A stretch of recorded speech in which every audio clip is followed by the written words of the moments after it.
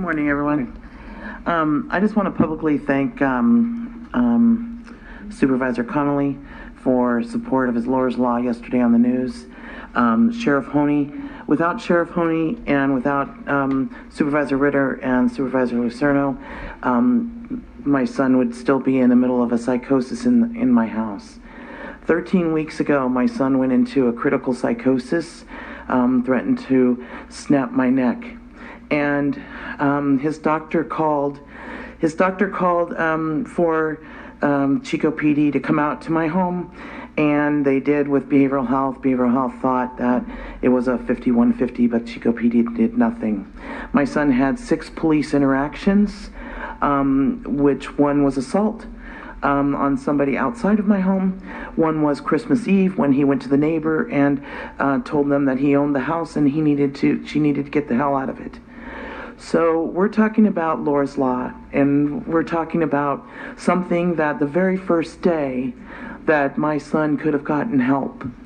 The problem is that it took 6 police interactions, and in order to save my county and my city, I think you all know what I do. And what I do for a living is I do street outreach for those suffering mental illness, homed and unhomed. I help families. I work with the jail inmate advocate with families who go to the jail to help people suffering mental illness. But when it's your own child, what happens is that you're the trigger, and you cannot help them. Without Supervisor Ritter, knowing Supervisor Ritter and all of her support, who actually came to my house and helped me clean the carpets from my dog going, the 3 feet of dishes in the sink, and the rotting food that I delivered to my son every Saturday was rotting all over the house.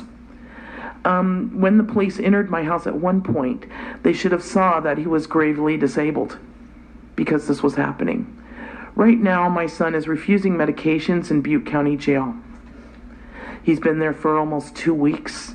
He wouldn't come to court last week because he told them they were all liars and that it was Sunday and it wasn't a court day. He racked up my cable bill for $700, ordered an iPhone that we have to figure out how to pay for $500. There's a lot that goes on with mental health that people don't understand, and Action News just wanted to show me last night as the crying mom. I am the crying mom, but I'm also a doer. I'm also a helper. There are hundreds of people that I've helped off the street. There are hundreds of people that we bring into social services. Without Laura's Law, this is what happened to my son, and 13 weeks later, he's naked in the cell and refusing his medications. And they made me the victim. Chico PD wrote it up. Thank God for Sheriff Honey and his investigator, Matt. And they're watching over my son right now. But the fact of the matter is, in order to get my son help, I needed to be the victim, and he had to have a felony. Why does my son deserve a felony for his mental illness? He does not. Thank you.